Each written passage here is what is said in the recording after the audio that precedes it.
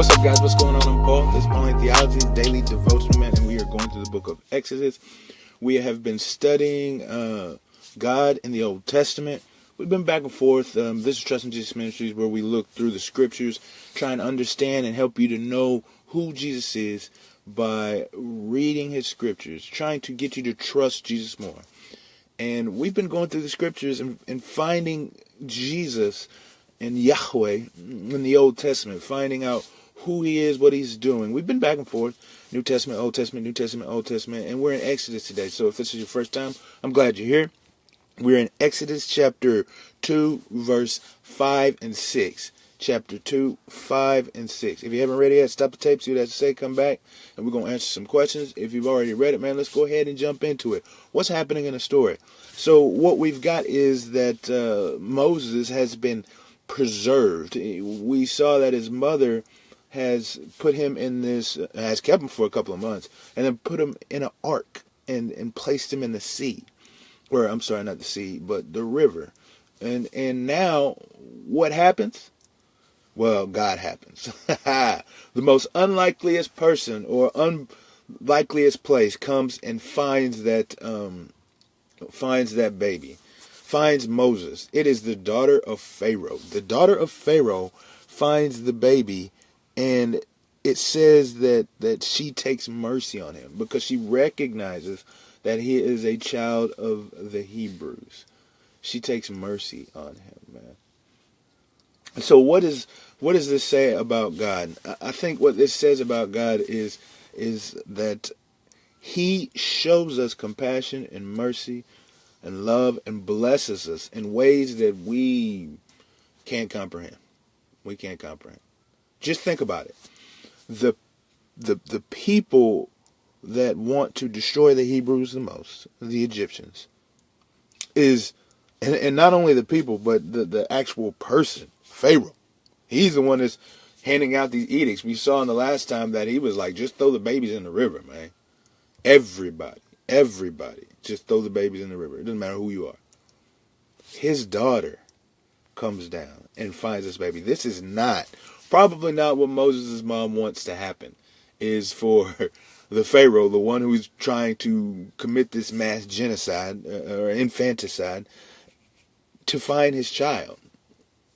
But she does.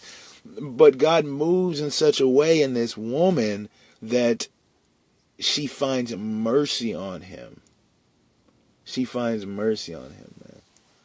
See, that is a thing that we need to remember about God, is that he shows us compassion, mercy, and love in ways that we could never expect or predict. What's this say about us? I think what this says initially is never judge a book by its cover. You see, sometimes we think that because a person is from a certain place or position, that their disposition to us is going to be evil. That's not always the case, because God is moving in the hearts and the minds of these people. And so let us be one of those people, in the sense that because people assume as Christians that we are bigots and people who see others as less than, well, let's prove them different, huh?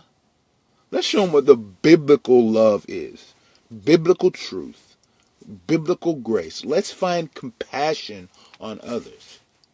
But at the same time, man, don't knock God's blessing just because it comes from a source that you do not like. Because we just established here that God is using people in ways that we cannot imagine to fulfill his purposes in ways that we cannot comprehend. So don't allow God's blessing to you to be stripped away just because it comes from a source that you don't deem correct. Because if God did it, then it is correct. So how do we apply these truths to our lives? I think what we do is recognize God and how he can do things in ways that we can't expect. So expect the unexpected when you're dealing with God.